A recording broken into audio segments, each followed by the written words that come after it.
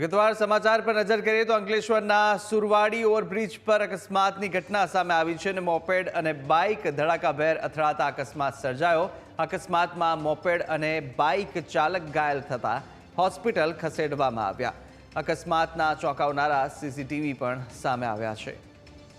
તો આ દ્રશ્યો સામે આવ્યા સીસીટીવી કે જે રીતે અંકલેશ્વરની અંદર અકસ્માતની ઘટના સર્જાઈને અકસ્માતમાં 2 લોકો ઈજાગ્રસ્ત થયા છે, જેના ચોંકાવનારા સીસીટીવી દ્રશ્યો પણ સામે આવ્યા છે. જે રીતે 2 મોટરસાઇકલ સામેથી આવી રહી હતી અને ધડાકાભેર આ બંને બાઇસિકલ છે તે સામે અથડાઈ હતી.